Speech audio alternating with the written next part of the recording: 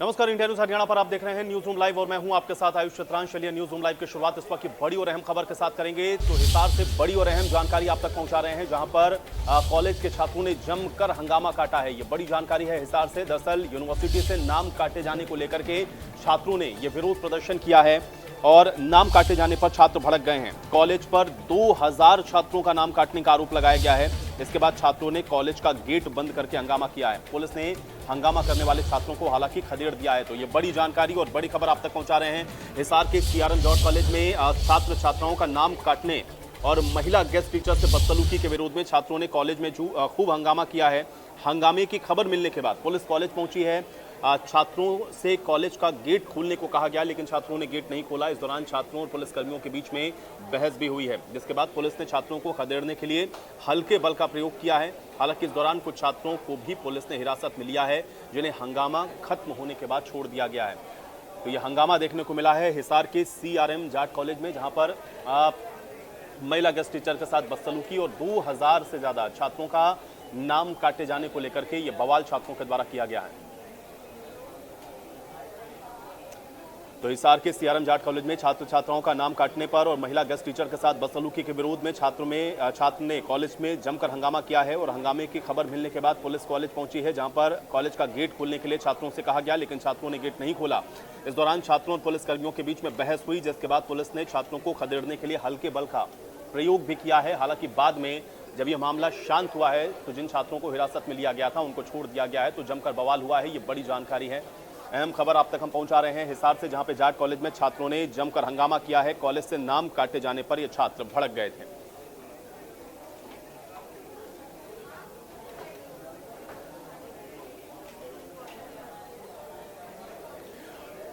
और चलिए इसी के साथ अगली खबर का रुख कर लेते हैं। तो बड़ी जानकारी आप तक पहुंचा रहे हैं गुरुग्राम से। बड़ी जानकारी है, जहां पर सिविल अस्पताल की पोल खुल गई है। स्वास्थ्य व्यवस्थाएं किस तरह से लचर हैं, उसकी तस्वीरें आज देखने को मिली है। सिविल अस्पताल में आपको बता दें कि घंटों से लाइट गुल है और यहां पर टॉर्च की रोशनी में मरीजों का इलाज किया जा रहा है। ये बड़ी जानकारी है गुरुग्राम से, जहां पर सिविल अस्पताल में स्वास्थ्य सुविधाओं की पोल खुल गई है। 20 घंटे से आपको बता दें कि अस्पताल में बिजली नहीं है। ओपीडी में मरीजों की भारी भीड़ लगी हुई है। सर्जिकल वार्ड में टॉर्च की रोशनी में मरीजों का इलाज चल रहा है। अव्यवस्थाओं से आपको बता दें कि जो स्वास्थ्य व्यवस्थाएं हैं वो चरमराई हुई हैं। तो गुरुग्राम के जिला अस्पताल में रविवार की रात से ही बिजली के सप्लाई की एक बड़ी समस्या बनी हुई है, लेकिन हैरानी की बात यह है कि अस्पताल में एक 150 मेगावाट का जो जनरेटर है वो भी ठीक नहीं है। बताया जा रहा है कि अस्पताल में अंडरग्राउंड बिजली के तारों में खराबी होने के चलते बिजली की सप्लाई बाधित हो रही है, जिससे पूरे अस्पताल में अंधेरा छाया हुआ है। अब अस्पताल में भर्ती मरीजों का इलाज टॉर्च की रोशनी में हो रहा है।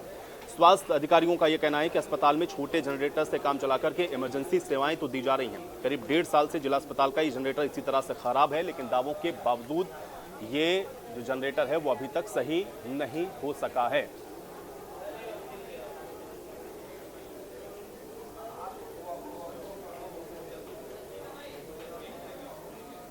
तो खबर सिरसा से है। आपको बता दें कि सिरसा में आईएनएलडी और कांग्रेस के गठबंधन को लेकर के रणजीत चौटाला का बड़ा बयान सामने आया है, जिसमें उन्होंने आईएनएलडी और कांग्रेस के गठबंधन को लेकर के ये बयान दिया है। कांग्रेस से गठबंधन करने पर आईएनएलडी खत्म हो जाएगी, रणजीत चौटाला ने इस बात को कहा है। इसके अलावा उन्होंने ये भी कहा कि गठबंधन के बाद सब हुड्डा को नमस्ते करेंगे, रणजीत चौटाला ने इस बात को कहा। और कांग्रेस को तोड़ने की आदत है, रणजीत चौटाला के द्वारा यह बात भी कही गई है। बीजेपी गठबंधन करती है तो निभाती है, रणजीत चौटाला ने ये बयान दिया है। तो गठबंधन के सुबुआहट है हरियाणा के अंदर। आपको बता दें आईएनएलडी और कांग्रेस के बीच में इसको लेकर के लगातार आप देख रहे हैं कि तंज कसे जा रहे हैं। रणजीत चौटाला की तरफ से भी आज ये बयान दिया गया है कि अगर कांग्रेस के साथ आईएनएलडी गठबंधन करती है तो फिर आईएनएलडी खत्म हो जाएगी। हालांकि भारतीय जनता पार्टी के गठबंधन के सवाल पर उन्होंने जरूर कहा कि भारतीय जनता पार्टी के साथ जो भी गठबंधन करता है उसमें गठबंधन के जो धर्म है उसको निभाया जाता है। तो ये बड़ा बयान रणजीत चौटाला की तरफ से दिया गया है। अगर इनेलो ने कांग्रेस के साथ अपना गठबंधन करा तो इनेलो समाप्त हो जाएगी सदा तक के लिए। फिर लोग सारे हुड्डा को नमस्ते करेंगे, सब उनके साथ चले जाएंगे। इनेलो का रेलेवेंसी जीरो हो जाएगा। अगर इनेलो ने कांग्रेस के साथ अपना गठबंधन करा तो इनेलो समाप्त हो जाएगी सदा तक के लिए। फिर लोग सारे हुड्डा को नमस्ते करेंगे, सब उनके साथ चले जाएंगे। इनेलो का रेलेवेंसी जीरो हो जाएगा। सबसे पहले लोकसभा के चुनाव आएंगे। लोकसभा का चुनाव एक तरफा है। जिस दिन 10 लोकसभा जीतेंगे उस दिन हरियाणा विधानसभा का मतदान एक तरफा होगा। चुनाव जीतेंगे, दोनों चुनाव जीतेंगे। कि कांग्रेस को आदत है कि पहले किसी को सपोर्ट कर देते हैं फिर सपोर्ट विड्रा करते हैं, उन्हें तोड़ने की आदत है। बीजेपी सदा से गठबंधन को निभाती है।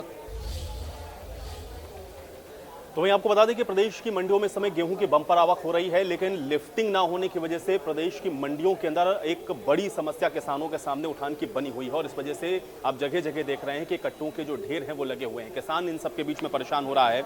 मंडियों में गेहूं की बोरियों के ढेर हैं, उठान नहीं होने के चलते किसान और आड़तियों को परेशानियों का सामना करना पड़ रहा है। कहीं पर बारदाने की परेशानी है तो कहीं ट्रांसपोर्टर की, कहीं गाड़ियां नहीं होने के चलते उठान नहीं हो पा रहा है और इसके चलते फसल खरीद को लेकर के मुश्किलों का सामना लगातार किसानों को करना पड़ रहा है। ये कुछ तस्वीरें आपको अलग अलग जगह की दिखा रहे हैं। ये मंडियों की तस्वीरें हैं, भिवानी की, करनाल की, हिसार की, कैथल, चरखी दादरी और सोनीपत। और कमोबेश ज्यादातर मंडियों में लिफ्टिंग की समस्या इस समय देखने को मिल रही है, क्योंकि गेहूं की अब जो आवक है वो मंडियों के अंदर बढ़ चुकी है। ज्यादातर जो किसान हैं वो अपनी गेहूं की फसल को लेकर के मंडियों में पहुंचे हैं, लेकिन यहाँ पर अब जो गेहूं पहुंच चुका है उसकी लिफ्टिंग नहीं होने की वजह से मंडियों के अंदर आप देखिए ये जो समस्या है वो बनी हुई है। किसान, आड़ती, मजदूर सब परेशान हो रहे हैं, क्योंकि अनाज मंडियों में उठान नहीं होने की वजह से ये भारी परेशानियों का सामना करना पड़ रहा है। 6 तस्वीरें हैं अलग अलग मंडियों की, भिवानी की, करनाल की, हिसार की, कैथल की, चरखी दादरी की और सोनीपत की। और इसी तरीके से अब कई मंडियां ऐसी हैं जहां पर इसी तरह की समस्या प्रदेश के अंदर देखने को मिल रही है, क्योंकि गेहूं की आवक के बाद अब लिफ्टिंग एक बड़ी समस्या इस समय बना हुआ है।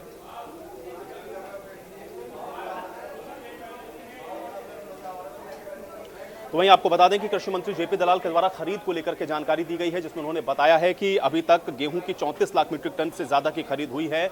और इस सीजन के अंदर उन्होंने यह भी बताया है कि 80 से 90 लाख मीट्रिक टन गेहूं के आवक की उम्मीद जताई गई है। लगभग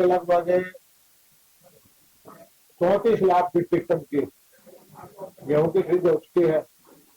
मंडियों में आया है 1.5 लाख मीट्रिक टन से ज्यादा सरसों का आया है और हर रोज 3-4 लाख मीट्रिक टन फसल हमारे यहाँ आ रही है।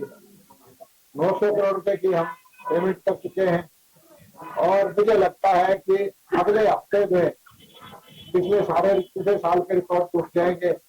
इस बार अराइवल ज्यादा होगी, 70-80 लाख मीट्रिक टन गेहूं आने की उम्मीद है। और सरसों भी हम जब तक किसान लेके आ रहा है एमएसपी हम खरीद कर रहे हैं और हमारी कोशिश ये है कि किसान को जल्दी से जल्दी। तो वहीं आपको बता दें कि कृषि मंत्री जेपी दलाल के द्वारा खराब हुई फसलों के मुआवजे को लेकर के भी जानकारी दी गई है, जिसमें उन्होंने ये कहा है कि अब अप्रैल के अंत तक ज्यादातर जो जिलों की गिरदावरी की रिपोर्ट्स हैं वो आ जाएंगी और उसके बाद मई तक ये जो मुआवजा है वो किसानों को फसल खराबी का दिया जाएगा। मुआवजा देने की प्रक्रिया ये है कि उसका खराबा हो, उसकी गिरदावरी हो, डिस्ट्रिक्ट लेवल पर चेकिंग हो, फिर प्रदेश स्तर पर एफसीआर के पास रिपोर्ट जाए, फिर उसका मुआवजा हो।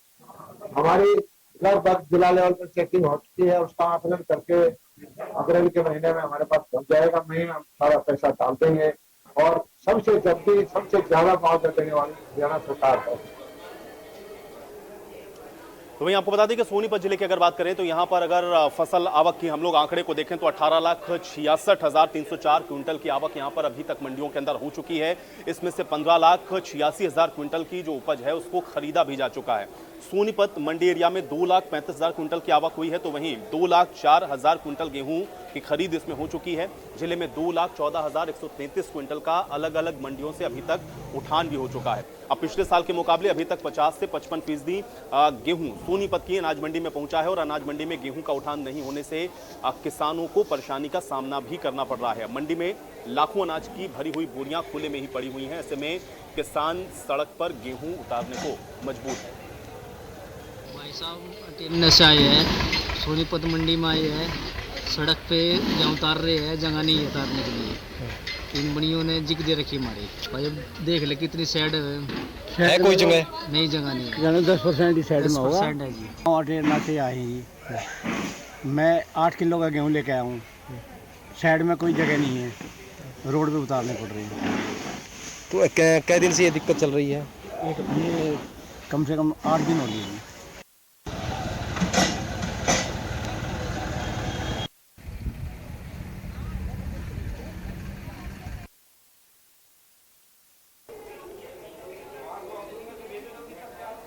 तो वहीं आपको बता दें कि झज्जर के अंदर सर्व कर्मचारी संघ के बैनर तले Haryana government PWD mechanical workers union ग्रामीण ट्यूबवेल ऑपरेटर्स ने अपनी मांगों को लेकर के प्रदर्शन किया है और नारेबाजी की है। इस दौरान प्रदर्शनकारियों ने अपनी मांगों को रखा है और उन्होंने ये भी कहा है कि उनकी मांगें जब तक नहीं मानी जाएंगी उनका प्रदर्शन इसी प्रकार से जारी रहेगा। इस दौरान प्रदर्शनकारियों ने जिला प्रशासनिक अधिकारियों के माध्यम से पंचायत विभाग के निदेशक के नाम एक ज्ञापन सौंपा है। यूनियन के नेताओं का यह कहना है कि ग्रामीण अंचल में विभाग में जो जलघर हैं उन्हें कई सालों पहले पंचायतों को हैंडओवर किया गया था और इन सभी में काफी तादाद में कच्चे कर्मचारी बतौर पंप संचालक कार्यरत हैं। उनकी सेवाएं भी 10 से 15 साल से ज्यादा की हो चुकी हैं, लेकिन इन कर्मचारियों की मांग का समाधान अभी तक सरकार के द्वारा नहीं किया गया है।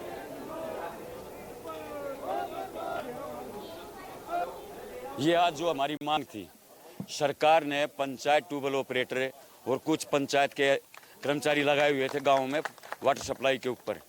उन कर्मचारियों का आज तक वेतन नहीं, 6-6, 7-7 महीने हो गए। डीडीपीओ बीडीओ के खाते में वेतन डाल देते हैं, लेकिन बीडीओ ऑफिस के अंदर जो धांधली चल रही है वहाँ कुछ शरारती तत्व ऐसे बैठे हैं जो कि 5,000 खुद लेता, 5,000 दूसरे को दे देता है, तब उनके खाते में वेतन डलता है। पंचायत खुद सरपंच है, वो सरपंच उन कर्मचारियों के धक्के खवा रहा है। सरपंच भी उनको वेतन टाइम के ऊपर नहीं दे रहे। हमारी ये मांग थी, हमने ये डीडीपीओ के माध्यम से ज्ञापन सौंपा है। पंचकुला के अंदर ये हमारा ज्ञापन जाएगा पंचायत विकास मंत्रालय में, और 28 मई को होने वाली जो जींद के अंदर रैली है उसमें Haryana government PWD mechanical worker union बढ़ चढ़। तो वहीं आपको बता दें कि बहादुरगढ़ के अंदर सर्व कर्मचारी संघ की तरफ से जो सफाई कर्मचारी हैं उन्होंने आज विरोध प्रदर्शन किया है और अपनी मांगों को लेकर के आज बहादुरगढ़ के अंदर ये कर्मचारी एक बार फिर से विरोध प्रदर्शन पर उतरे हैं। इनके द्वारा ये कहा गया है कि 10 दिन के अंदर अगर उनकी मांगों को पूरा नहीं किया गया तो एक बार फिर से वो हड़ताल पर जाने को मजबूर हो जाएंगे। आपको बता दें सफाई कर्मचारी लगातार विरोध प्रदर्शन कर रहे हैं और इसके पहले भी सफाई कर्मचारियों ने विरोध किया था। अब एक बार फिर से परिषद के चेयरपर्सन के कार्यालय के सामने सफाई कर्मचारियों ने ये विरोध अपना जताया है। जमकर नारेबाजी की है। सफाई कर्मचारी पिछले लंबे समय से अपनी मांगों को लेकर के प्रदर्शन कर रहे हैं। कर्मचारी नेता ने यह कहा है कि प्रदेश के 4,298 सफाई कर्मचारी और 68 सीवरमैन को पक्का करने की मांग है। समान काम समान वेतन लागू किया जाए, बकाया एरियर दिया जाए। इसके साथ ही कर्मचारियों को पक्का करने के साथ साथ कौशल रोजगार निगम को बंद किया जाए। जिले के अंदर 505 सफाई कर्मचारियों की पोस्ट सैंक्शन है, लेकिन अभी तक 204 कर्मचारी ठेकेदार के मार्फत नौकरी कर रहे हैं और इन पदों को भी भरा जाना चाहिए। ये मांग करते हुए एक बार फिर से बहादुरगढ़ में सफाई कर्मचारी के द्वारा ये विरोध प्रदर्शन किया गया।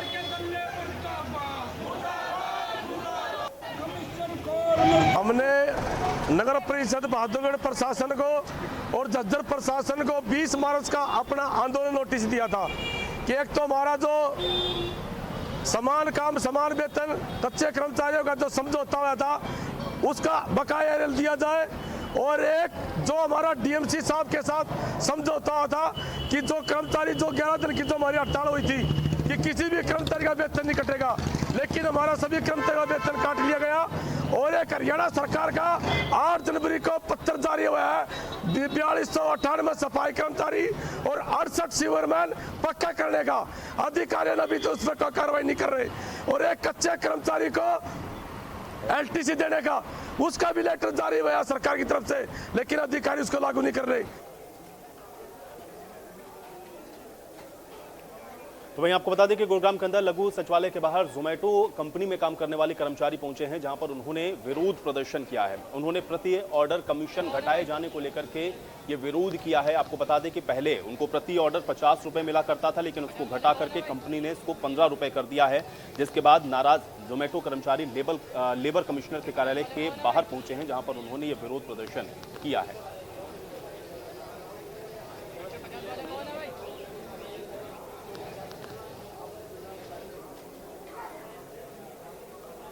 तो वहीं आपको बता दें कि अंबाला में नगर निगम में एडहॉक कमेटियों के लिए चुनाव होना था, लेकिन हरियाणा जनचेतना पार्टी और बीजेपी में सर्वसम्मति बनने से 5 कमेटियां आपस में आपसी सहमति से चुन ली गई हैं, जिसमें चेयरमैन और वाइस चेयरमैन अपनी आपसी सहमति से चुने गए हैं।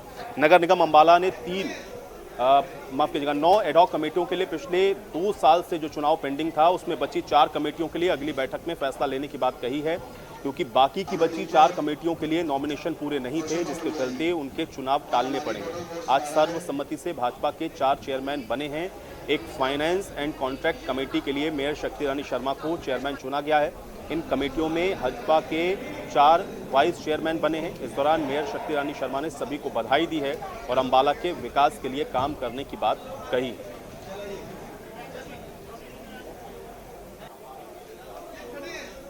तरह से और स्मूथली चुनाव हुए हैं। सब सर्वसम्मति के साथ सब पार्टियों ने अपनी सहमति के साथ अपनी कमेटियां बनाई हैं और मैं कहती हूँ सारे पार्षद बधाई के पात्र हैं। उसकी दोबारा मीटिंग बुलाएंगे फिर, क्योंकि उसमें नॉमिनेशंस बहुत कम थे, पूरे नहीं थे जितने चाहिए थे, और जल्दी बुलाएंगे मीटिंग। डॉग कमेटीज़ का इश्यूज़ काफ़ी टाइम से पेंडिंग था, तो आज सर्वसम्मति से सभी कमेटीज़ बना दी गई हैं। कुछ जो पेंडिंग है उसका नियर फ्यूचर में नॉमिनेशंस लेकर बनाए जाएंगे और मुझे उम्मीद है सभी कमेटीज़ बहुत अच्छी तरह से काम करेंगे और विकास के कार्यों को गतिशील करेंगे। जो भी लीगल काम है, जो भी लीगली फिजिबल काम है, उसमें कोई अगर अड़चन डालेगा, कोई भी अधिकारी किसी तरह की परेशानी क्रिएट करेगा तो उससे सख्ती से निपटा जाएगा।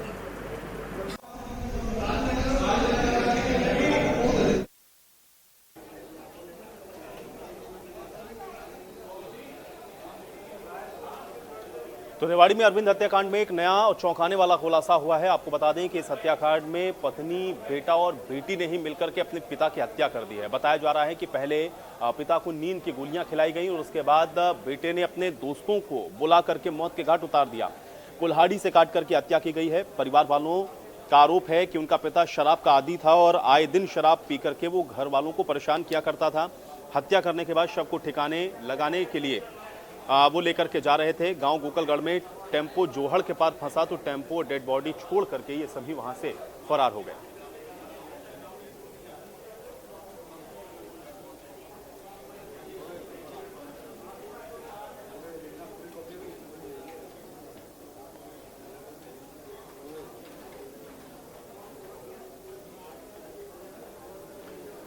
तो सोनीपत के मेहंदीपुर गांव में निखिल हत्याकांड में पुलिस ने बड़ा खुलासा किया है और पुलिस के अधिकारियों ने प्रेस कॉन्फ्रेंस करके बताया है कि अवैध खनन की रंजिश के चलते निखिल की हत्या की गई है। पुलिस ने इस मामले में अभी तक 9 आरोपियों को गिरफ्तार किया है। इनमें 4 शूटर भी शामिल हैं।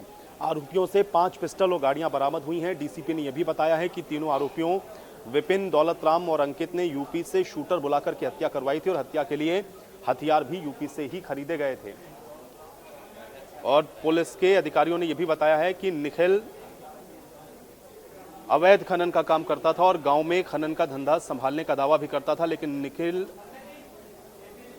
विपिन, दौलतराम और अंकित ऐसा नहीं चाहते थे और अवैध खनन को लेकर के दोनों गुटों के बीच में रंजिश चलने लगी। निखिल की हत्या पहले मोनू नाम के युवक ने की और फिर निखिल ने। हत्याकांड में जो हत्या की गई थी उसके अंदर आज कल 9 मुलजिमों को अरेस्ट किया गया है और उनसे बरामदगी की गई है।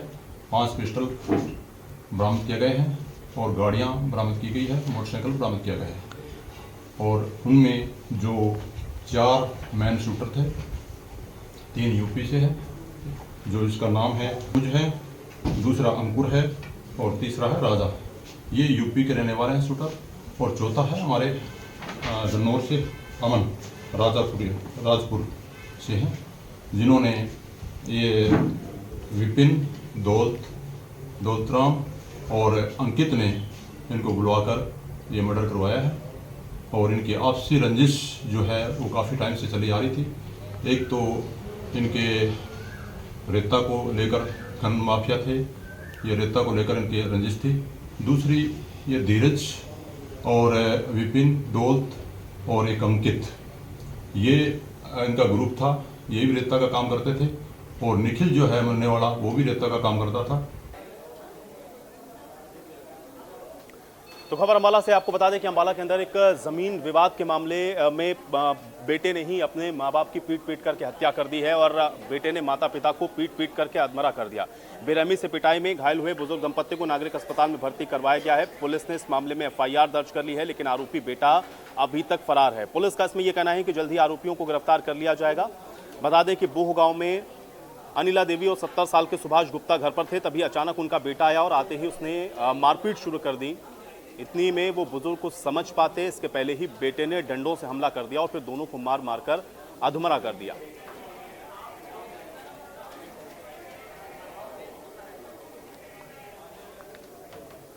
और चलिए इसी के साथ न्यूज़ रूम लाइव में मेरे साथ फिलहाल इतना ही, लेकिन आप बने रहिए इंडिया न्यूज़ हरियाणा के साथ। नमस्ते।